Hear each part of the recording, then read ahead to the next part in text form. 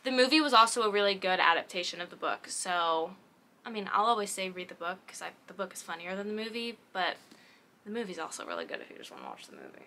I'm not here to judge, okay? I'm just here to give you the information. Hey, what's up you guys? It's Avery and welcome back to my channel. For those of you who haven't been here before, welcome. Glad you made it. For those of you who frequent this channel often, welcome back. Love ya. Love you to bits. You might be excited, or maybe you don't care at all, either one is fine, to see that I am back in front of my bookshelves. I've had my bookshelves up ever since I moved to New York, and I have just not had a tripod situation that I can use in order to film in front of them. But I was lucky enough to get a tripod recently, and so I am very excited that now I can film my videos in front of my bookshelves because that is the background that we need. That is the background that we all want. So I'm very excited to film today's video, and it's kind of crazy to me that this year is over, but it also feels like this year has been the longest year of my life. But today I'm going to be talking about my favorite books of 2022. And going back and looking at all of the books that I read at the beginning of this year, it literally feels like a completely different time and like I was a completely different person when I read those books. And I guess it's just because I'm in such a different place in my life than I was at the beginning of this year. So I'm like looking back on these books that I loved, that I read back when I was still in college, still in my apartment, you know, near my campus and living back where I'm from, versus now I have a full-time job living in New York City. So it's just kind of crazy that that's all happened in 1 year. But it's been a great year. It's been a great year of reading. So much so that I was a little worried that this video was going to be too long, because in this video, I only want to talk about the books that I gave 5 stars. And I looked back and I ended up giving 20 books 5 stars. But I went and I did a reevaluation, and one of them I dropped back down to a 4, because sometimes you look back on a book and you're like, maybe that wasn't 5 stars, and I can kind of see it with fresh eyes. But pretty much I've got 19 5-star books to talk about. Are we done? Yeah, okay. I'm not very stingy when it comes to 5-star books. I know some people are, which is fine. Like, some people really will only give a 5-star book to one of the best books they've ever read in their entire life, like changed their life, changed the course of history for them. That's great. I think that's cool.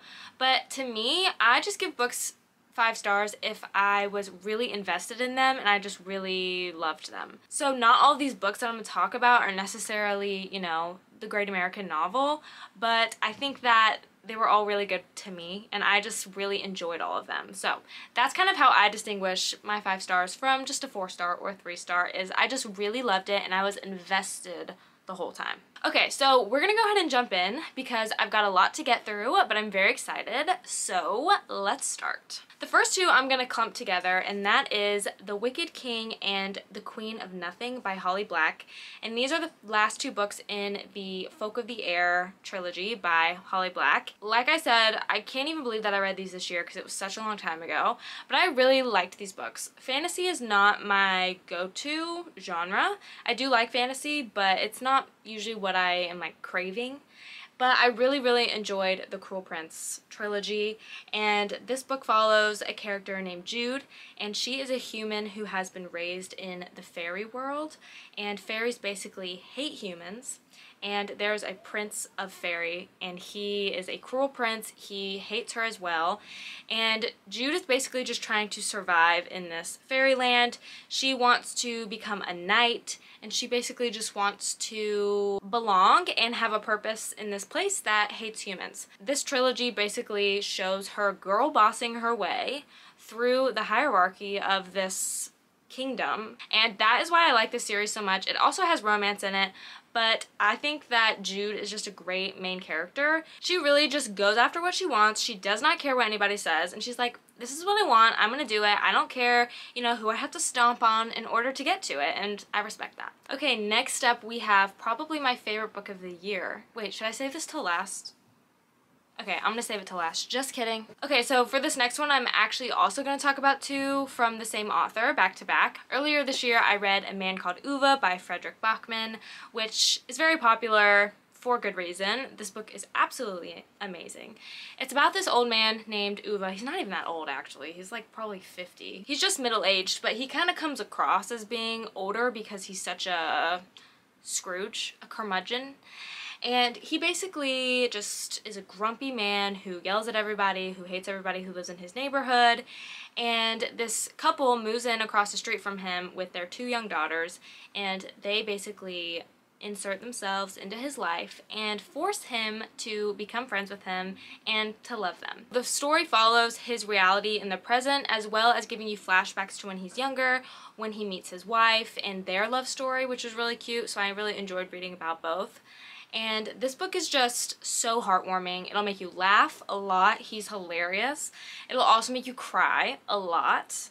So good, so heartwarming, and really loved this. Amazing. So, since I love this book, I also decided I wanted to read Anxious People by Frederick Bachman, and I just read that one recently. I think it was in like the past month or so. And I also really liked this book. I think Frederick Bachman, from what I'm picking up, is really good at writing about human relationships and about just how people come to love each other. And I think that's beautiful. I think he's so good at like writing characters that you just sympathize with, that you care about, that are also really funny and flawed. And I really want to read more from him because he's awesome. But Anxious People follows a group of 6 or 7 people during a hostage situation. So we have a bank robber takes a group of people hostage, and you are basically learning about all the different people who are being held hostage, as well as the bank robber, and learning about their backstories and who they are. And they are all together in this situation, and they all kind of come to care about each other. There's a lot of really funny moments because they're just always bickering back and forth. It's just a really nice story about a group of people all from different backgrounds coming together, kind of being forced into this insane situation and figuring out what they have to do and coming to care about each other. Frederick Bachman kind of knows what's up, so I'm excited to read more from him. Pivoting genres a little bit, the next book I loved this year was The Tattooist of Auschwitz by Heather Morris. So this is a historical fiction, but it's not really fiction because it's based on a true story.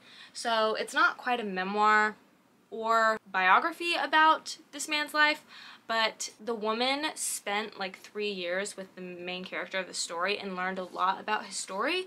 So even though parts of it are fictionalized, I think she really kind of got a lot of the key points correct. But it's about this man named Leil Sokolov, who was a Slovakian Jew during the Holocaust and is sent to Auschwitz, where he is forced to become the tattooer, which is the German word for tattooist, and he basically has to tattoo his fellow prisoners. And this is a really obviously tough job for him because he's having to permanently mark all these other people who are just like him.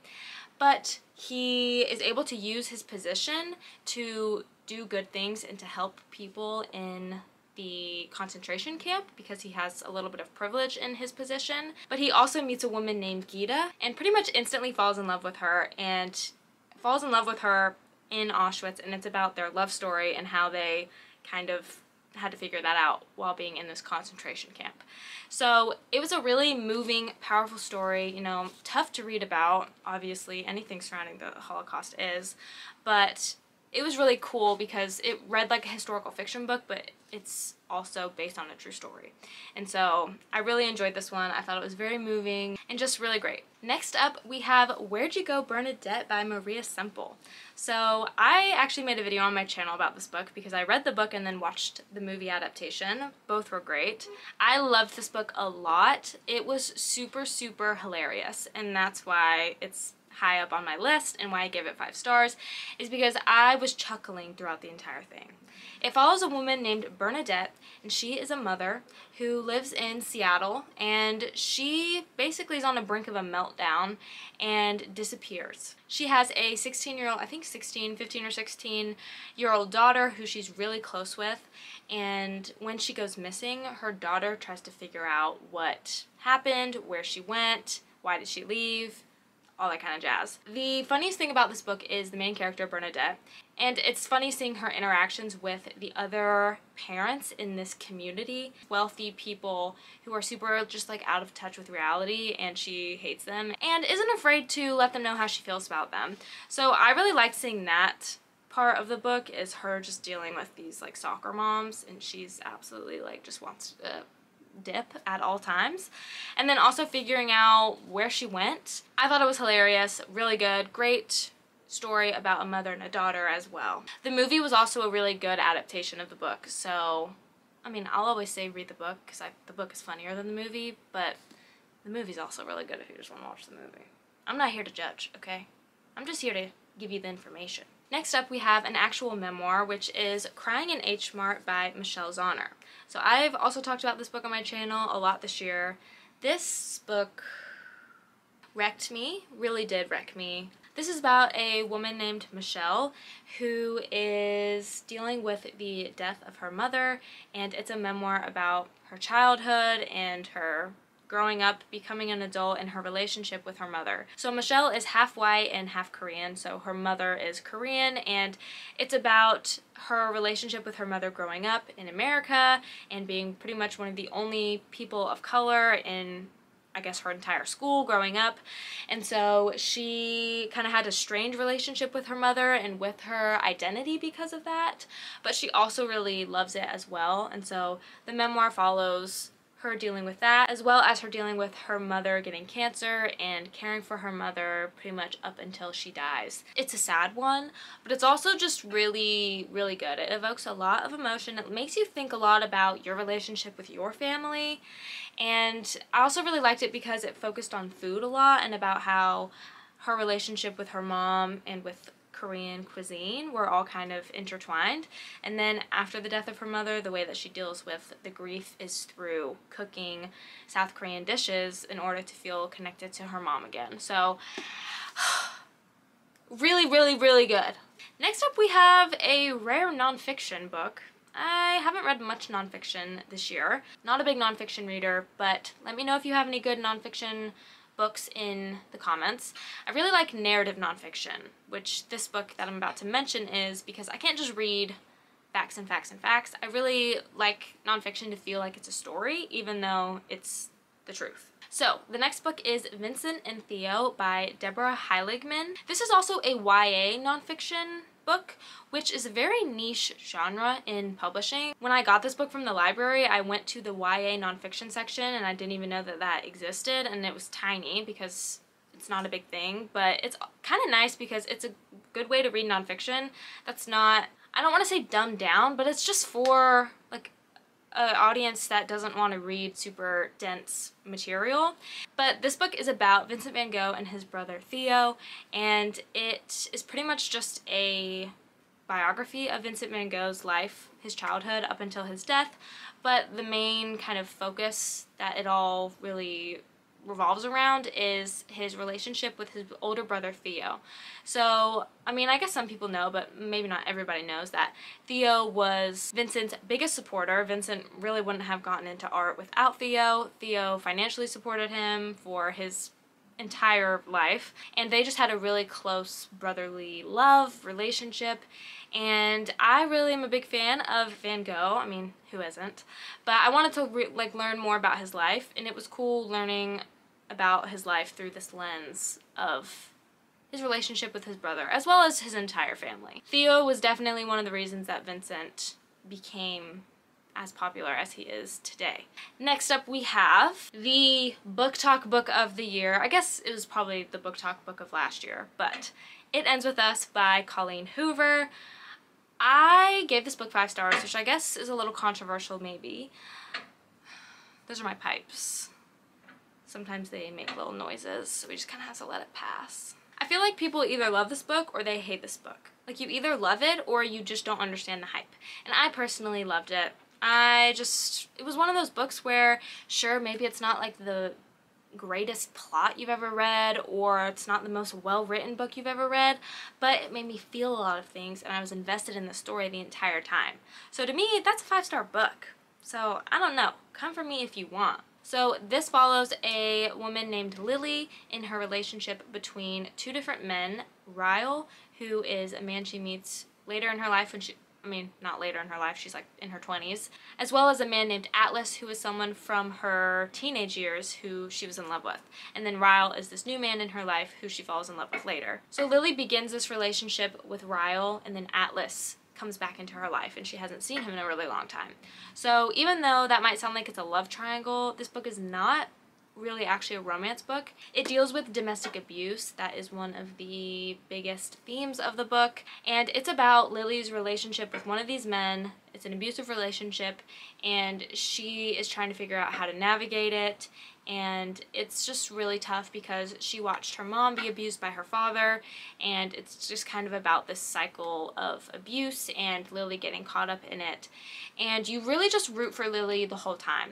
I mean, sure, there's like a love aspect as well, but I personally didn't really care about that as much. I was more interested in Lily and what she was gonna do, and was she gonna make the right choices to, you know, get what she deserves and to be happy. I just thought it was really good. I was very invested in the characters and what was gonna happen, and the ending made me cry a lot. So I haven't read the next one. It Starts With Us. I need to. I know that it came out a few months ago, so I need to go ahead and read that one because I really did enjoy the first one a lot. But I also kind of appreciated like how the first one could stand alone on its own, so I don't really want to like read the second one and not love it and then feel like it tainted the first one, but it's fine. I'm still gonna read it eventually. Okay, the next two books are two more books that I'm going to talk about together, and those are Before the Coffee Gets Cold and Tales from the Cafe by Toshikazu Kawaguchi. I also made a whole video about these books because I really, really loved them and I thought they were great. These are... wait, I have them. I have one. This is Before the Coffee Gets Cold. I don't have Tales from the Cafe. I think I will eventually want to get all three because there's actually a third one that just came out like this month or maybe last month, and I haven't read it yet. I totally forgot that it was coming out, so I'm super excited to get that one and read that one as well. But these books are about a cafe in kind of a back alley of Tokyo where you can go in and you have the opportunity to travel back in time. So each book has 4 different stories in them, and each story is about a different person who comes to this cafe to travel back in time in order to right a wrong or learn more about a situation that went wrong, because one of the catches of this time traveling situation is that nothing you do in the past will change the future.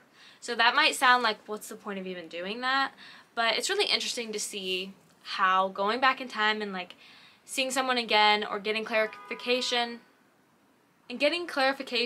can help the person come back to the present and be okay with the way the present is and change the way they live their present. I really liked both of these books. I thought that the stories in each of them was also very heartwarming. They're also like really short reads, really easy to read, and just really kind of heartwarming and thought-provoking. Next up, we have Beautiful World, Where Are You by Sally Rooney. So I actually read all of Sally Rooney's books this year, and Beautiful World, Where Are You was by far my favorite. I wasn't a huge fan of the other two. Sorry, I hate to say it, but I just didn't really love the other two, but I really enjoyed Beautiful World, Where Are You? This book follows 2 women who are best friends, as well as those 2 women's relationships with these 2 men, and pretty much this book is just extremely character and relationship driven. There's not tons of plot, it's just more about these 4 characters, how they all interact with each other, and the romance that blossoms between them. My favorite relationship was Eileen and Simon. I thought that relationship was so important to me. I don't know why, I was like super connected to those characters and I just really was rooting for them the entire time. I liked Alice and Felix also. I don't really like Felix actually, but I really loved Eileen and Simon's relationship, and I think that the book concluded well. Sometimes with with the other 2 Sally Rooney endings, I haven't been satisfied like at all, and this book was better. So I was really worried as I was reading it that I was gonna absolutely hate the ending because I did not like the other 2 endings, but this one had a good ending and it just felt like everything happened the way that it should have happened, you know? The next book I read this year that I gave 5 stars is Kim Ji-young, Born 1982 by Cho Nam-joon. Is that right? Not Nam-joon, not BTS. Love him though. Nam-joo.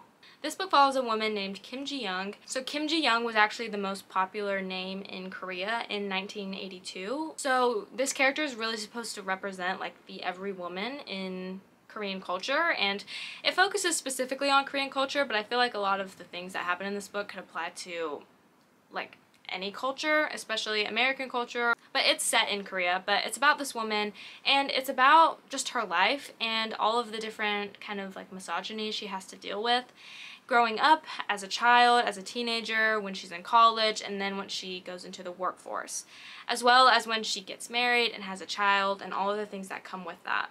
And this book starts off with Kim Ji-young is kind of having this psychotic break where she's kind of impersonating these other women in her life, and she's just kind of like the spokeswoman for a lot of the things that I think women experience, and you see her specific experiences as well as just the experiences of other people. I really enjoyed this book. This one was interesting because it wasn't really like plot driven or character driven, but it just made a lot of really good points, and I think you care a lot about her, and it's kind of just a tough read because it talks about a lot of real things, and it's just done really well. I just remember like thinking after I closed the book like, wow, that was really great. A really good one.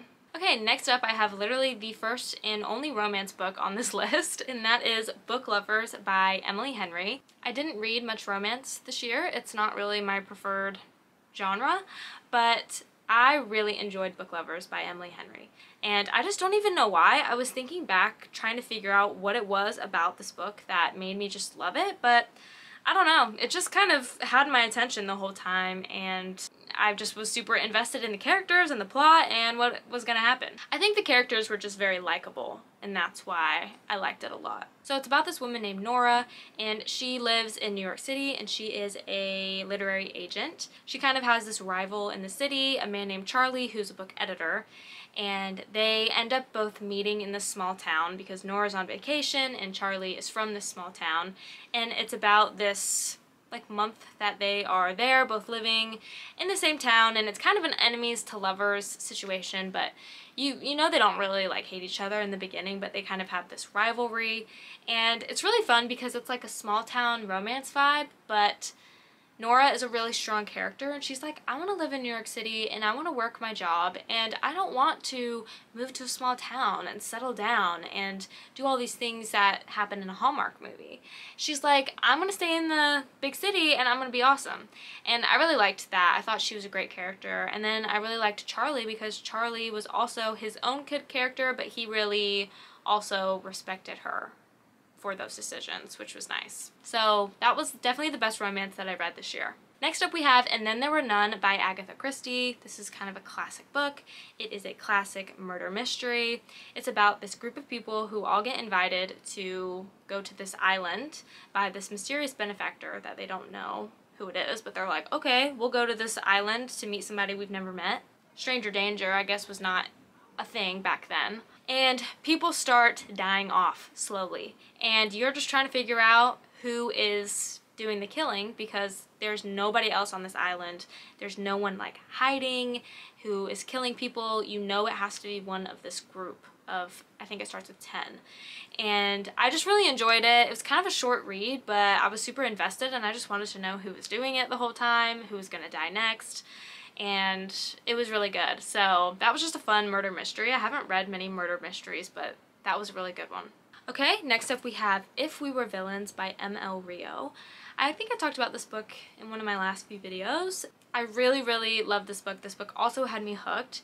This is kind of a dark academia type vibe. I read it in the fall time. But this book follows this group of students who all go to this kind of elite arts college, and it centers on this group of seniors who are in the acting program. And so the acting program focuses completely on Shakespeare. And it was really cool because M.L. Rio, I think, is a Shakespearean scholar herself, and she incorporated a lot of Shakespeare into the book. And I'm a big Shakespeare fan, and it was fun having the students talk to each other, and they'll just throw like a Shakespearean quote in there, and you're like, who actually talks like that? But apparently they do. But as this final play is coming up their senior year, when the cast list comes out, it kind of causes a stir among the students, and some drama begins to unfold, and somebody ends up dead at a party, and you're trying to figure out who murdered him, why did he get murdered, and just do people know about it, or are people covering it up? And it's really cool because the book reflects a lot of the ideas and some of the dramatic things that happen in Shakespeare. And so it's very relationship focused. It's really about this small group of 6 friends and all their relationships with each other, and the romantic relationships, the platonic relationships, and how they all just kind of like come together and everything blows up and someone ends up dead. Okay, we've made it to the end. I have one more book. This is my favorite book of the year. I also made a whole video about this book when I read it because I was obsessed with it. It is sitting right here, but I also have another copy, and that is The Guernsey Literary and Potato Peel Pie Society by Mary Ann Schaefer and Annie Barrows. So, like I said, I talked about this book on my channel a lot this year because I was so obsessed with it. It is a historical fiction set during World War II. I guess it's after World War II. It's about the island of Guernsey, which is in the English Channel, and it was occupied by Germany during the war.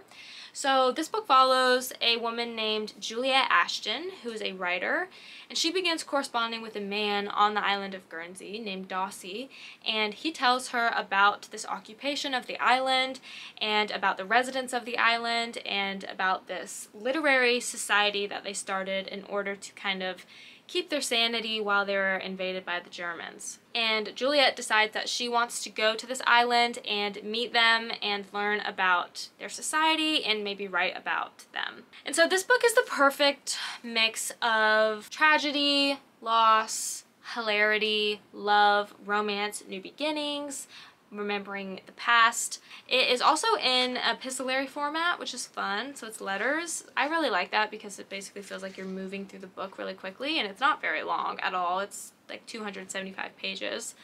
But I just think that Juliet is such a fun character. She's super strong-willed and like really just isn't afraid of anybody. She'll say what she wants to say, and the relationships between her and all the different people on the island are great. The people on the island are hilarious, and even though it is historical fiction, the island of Guernsey was really occupied by Germany during World War II. It is fiction, but it's interesting to read about, you know, what that was like and probably how hard that was for the people in Guernsey and just anyone occupied by Germany during World War II. Okay, you guys, I have made it through. I know that this is a long video, and I was thinking about doing my top 10 books of 2022, but I feel like I was just gonna have to cut so many good ones out. So I wanted to do this whole video, talk about all 19 of them, and I hope that I was able to get through concisely and just really do them justice. I loved all these books, gave them all 5 stars, and I just really encourage you to read any of them. Let me know in the comments what some of your favorite books of 2022 are, if you've read any of the books that I talked about, if you agree with me, if you disagree with me, let's hash it out. I am really excited to see where 2023 takes me in life, but also in reading. If you enjoyed this video, make sure to give it a thumbs up and subscribe if you want to see more videos from me in the future. Thank you so much for watching. If you made it all the way to the end of this video, you're a real one. You're crazy for that. Thank you again, and I will see you in my next video. Bye.